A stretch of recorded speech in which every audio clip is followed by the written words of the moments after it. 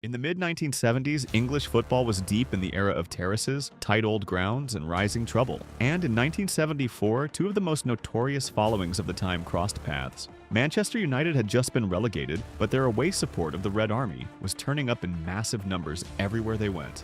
Millwall, meanwhile, had the Den, one of the most intimidating grounds in the country, backed by a fiercely territorial home crowd. When the fixtures came out, everyone knew this one stood out. Two hostile fan bases, two tough home grounds, and two matches that played out in completely different ways. This is the story of Millwall versus Manchester United 1974, the day tensions reached their peak.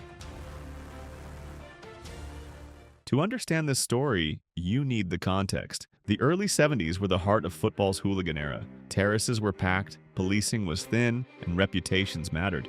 United's away following was exploding. Thousands traveled everywhere.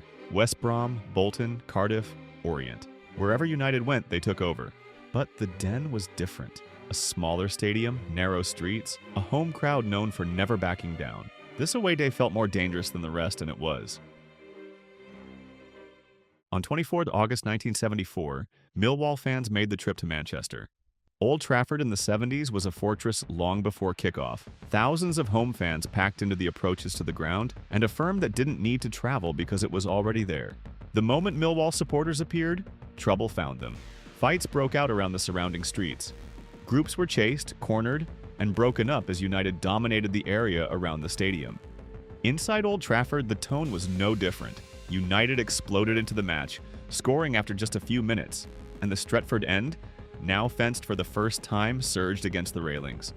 Millwall struggled from the opening whistle and were swept aside 4-0, overwhelmed both on the pitch and off it. Every goal only tightened the atmosphere around the ground. Speaking of eyewitness accounts, former Red Army figure Tony O'Neill later described what really happened that day on a podcast, saying Millwall fans were set about almost immediately after arrival, some forced to shelter inside a fire station until police managed to regain control.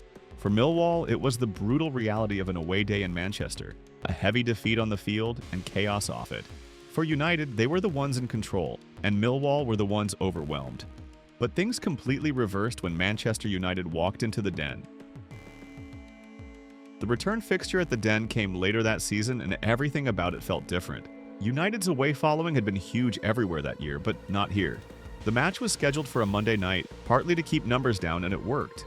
Only one football special arrived from Manchester, carrying maybe 150 to 200 supporters, tiny compared to the thousands who normally traveled.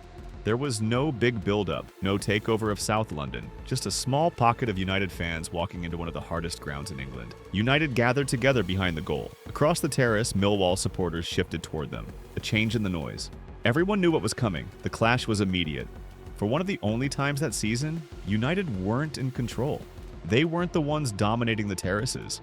At the Den, they were simply outnumbered and overwhelmed. When the final whistle went, there was no riot outside, no running battles, no big street confrontation. There weren't enough United fans for anything to spill over.